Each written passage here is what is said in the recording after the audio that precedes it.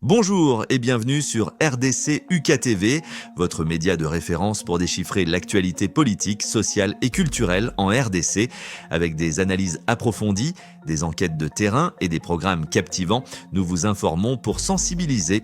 Rejoignez notre communauté, aimez, commentez, partagez et surtout abonnez-vous pour rester informés des réalités qui façonnent la RDC en Afrique et partout dans le monde. Congo-Kinshasa, dans la 80e Assemblée générale de l'ONU, Génocoste, Félix Tshisekedi à l'offensive aujourd'hui à New York. New York est le théâtre d'une offensive diplomatique sans précédent menée par la République démocratique du Congo. Aujourd'hui, mardi 23 septembre 2025 à 19h heure de Kinshasa, tous les regards seront tournés vers la tribune de la 80e session de l'Assemblée générale des Nations unies où le président Félix Tshisekedi va prononcer un discours très attendu. Après avoir posé les jalons lors d'une conférence de haut niveau hier lundi, le chef de l'État congolais portera la voix d'un peuple meurtri pour demander solennellement à la communauté internationale la reconnaissance des génocides commis sur son sol, un drame qu'il nomme le Génocoste. En marge des travaux de l'Assemblée générale, le ton a été donné. Le président Tshisekedi a organisé un événement parallèle pour éclairer les consciences et mobiliser les bonnes volontés éprises de justice et d'humanité. Il y a clairement affiché son ambition. En ma qualité de président de la République démocratique du Congo, je prends l'engagement de soutenir toutes les démarches sérieuses et crédibles visant à la reconnaissance des génocides commis sur notre territoire, à l'établissement des responsabilités et à la garantie pour les victimes de leur droit à la vérité, à la justice et à la réparation, a-t-il déclaré. Un plan d'action en 3 axes pour la justice. Suivez-nous sur WhatsApp, LinkedIn pour les derniers titres. Loin de se limiter à une simple dénonciation, Félix Tshisekedi a présenté une feuille de route structurée proposant à la communauté internationale un débat organisé autour de 3 axes concrets. Le premier, c'est de cartographier les faits en République démocratique du Congo au cours des 30 dernières années. Le second, il s'agit d'établir l'existence des génocides perpétrés sur notre sol à l'aune des critères reconnus par les droits de l'homme. Le troisième, c'est de mettre en place une architecture de justice transitionnelle adaptée à nos réalités, garantissant vérité, poursuite et réparation, a-t-il détaillé. Cette démarche méthodique vise à sortir de l'émotion pour entrer dans la qualification juridique et historique des faits. Le mode opératoire rwandais dénoncé, avec des mots d'une rare gravité, le président congolais a décrit ce qu'il qualifie de mode opératoire rwandais visant, selon lui, à l'extermination des populations et à l'occupation des terres congolaises depuis 3 décennies. Il a dressé un tableau effroyable de la situation dans l'est du pays. Familles décimées, villages rayés de la carte, communautés déportées ou forcées à la disparition en raison de leur identité pour permettre l'implantation des populations étrangères qui héritent illégalement de leurs terres, autorités traditionnelles réduites au silence absolu et remplacées par des lignées étrangères, entraînant une désarticulation identitaire, femmes et enfants brisés.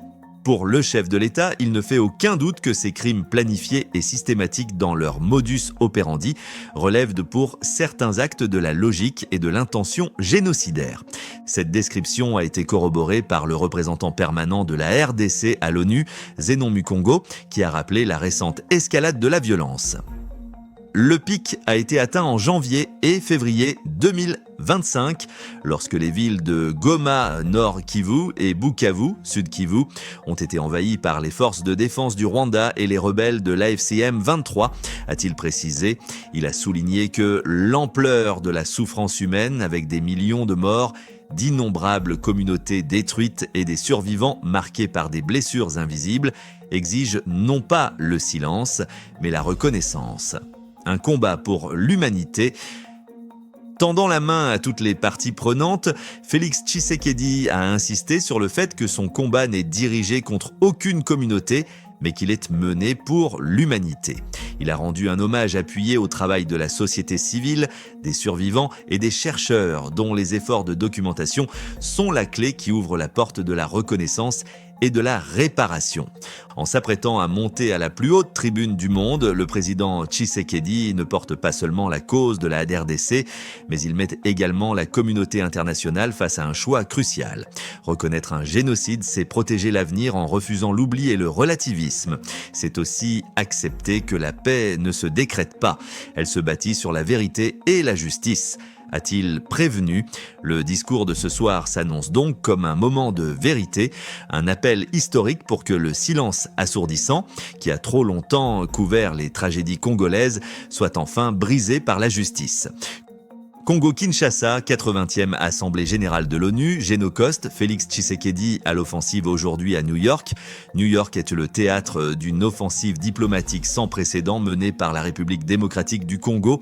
Aujourd'hui, mardi 23 septembre 2025, à 19h heure de Kinshasa, tous les regards seront tournés vers la tribune de la 80e session de l'Assemblée générale des Nations unies, où le président Félix Tshisekedi va prononcer un discours très attendu après avoir posé les jalons lors d'une conférence de haut niveau hier lundi. Le chef de l'État congolais portera la voix d'un peuple meurtri pour demander solennellement à la communauté internationale la reconnaissance des génocides commis sur son sol, un drame qu'il nomme le Génocoste. En marge des travaux de l'Assemblée générale, le ton a été donné. Le président Tshisekedi a organisé un événement parallèle pour éclairer les consciences et mobiliser les bonnes volontés éprises de justice et d'humanité. Il y a clairement affiché son ambition. En ma qualité de président de la République démocratique du Congo, je prends l'engagement de soutenir toutes les démarches sérieuses et crédibles visant à la reconnaissance des génocides commis sur notre territoire, à l'établissement des responsabilités et à la garantie pour les victimes de leur droit à la vérité, à la justice et à la réparation, a-t-il déclaré. Un plan d'action en 3 axes pour la justice. Suivez-nous sur WhatsApp, LinkedIn pour les derniers titres. Loin de se limiter à une simple dénonciation, Félix Tshisekedi a présenté une feuille de route structurée proposant à la communauté internationale un débat organisé autour de 3 axes concrets. Le premier, c'est de cartographier les faits en République démocratique du Congo au cours des 30 dernières années. Le second, il s'agit d'établir l'existence des génocides perpétrés sur notre sol à l'aune des critères reconnus par les droits de l'homme. Le troisième, c'est de mettre en place une architecture de justice transitionnelle adaptée à nos réalités, garantissant vérité, poursuite et réparation, a-t-il détaillé.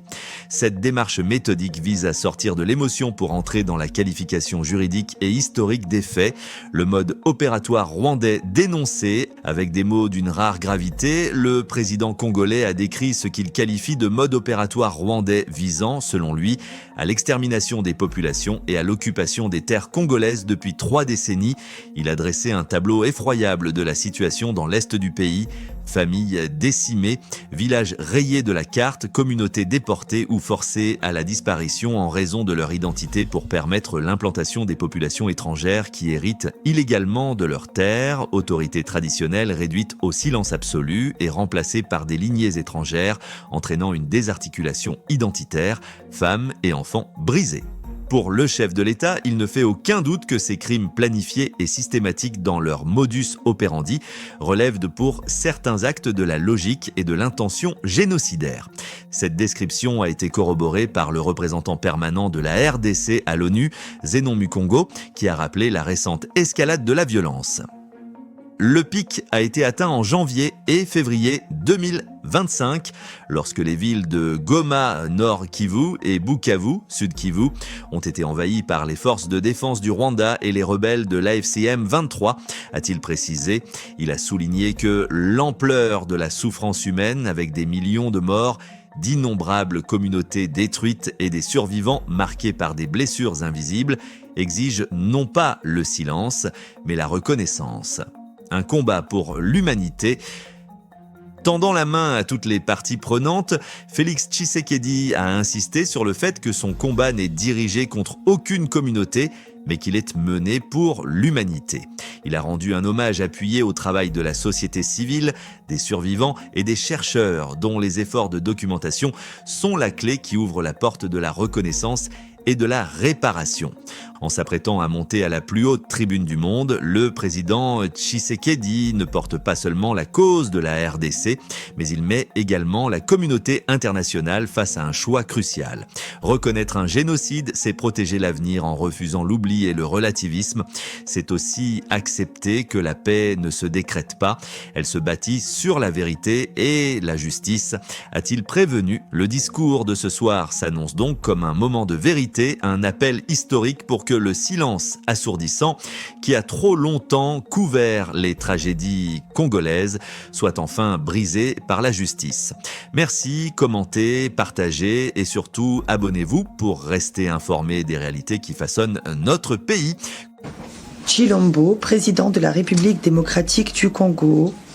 Je prie le protocole de bien vouloir accompagner son Excellence à la tribune et l'invite à prendre la parole.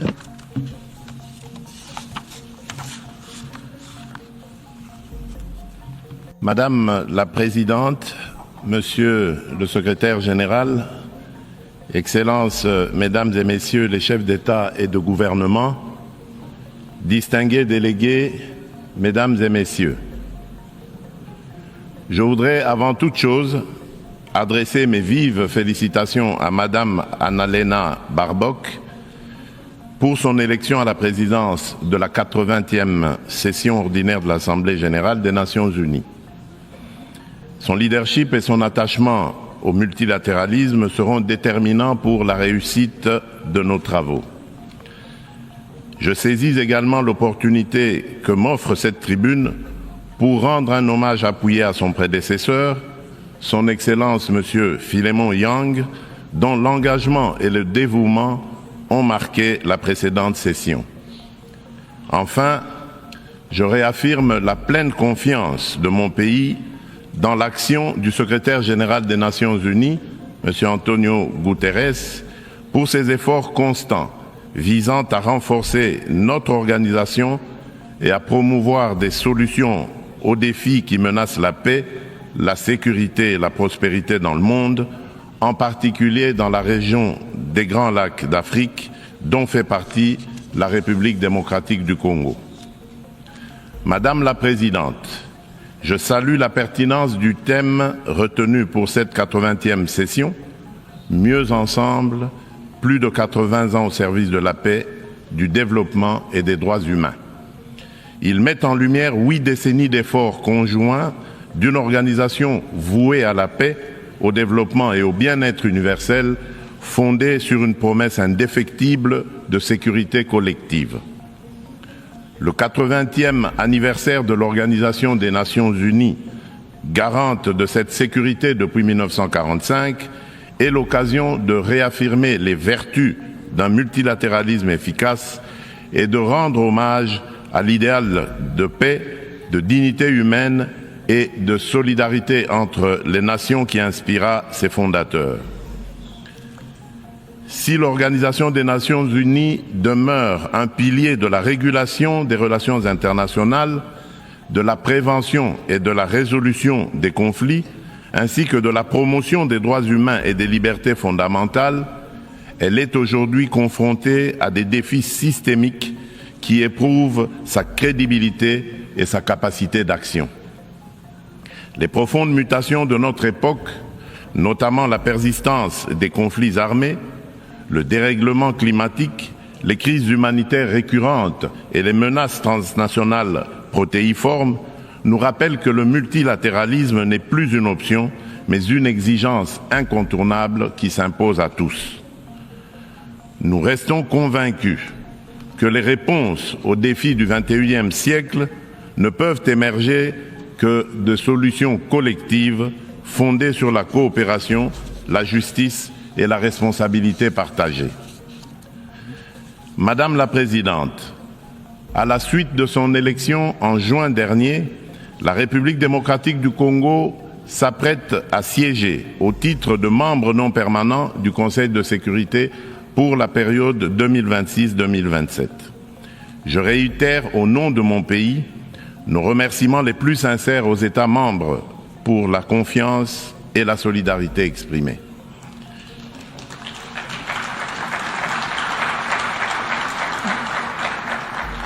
Notre participation sera résolument constructive et holistique. Elle s'articulera autour de 2 priorités indissociables, paix et sécurité d'une part, et prévention et résolution des conflits d'autre part. Nous entendons également contribuer activement à l'élaboration et à la mise en œuvre du nouvel agenda pour la paix afin d'apporter, à la lumière de notre potentiel et de notre expérience, une impulsion à la réforme des opérations de maintien et de consolidation de la paix, ainsi qu'à l'adaptation du système de sécurité collective des Nations Unies. S'agissant de la réforme du Conseil de sécurité, mon pays réaffirme la position commune africaine telle qu'énoncée dans le consensus des Oulouini et la déclaration de Sirte, c'est-à-dire l'Afrique doit bénéficier de 2 sièges supplémentaires dans la catégorie des membres non permanents et de 2 sièges dans celle des membres permanents avec les mêmes droits, y compris le droit de veto, les mêmes privilèges et les mêmes obligations que les membres permanents actuels.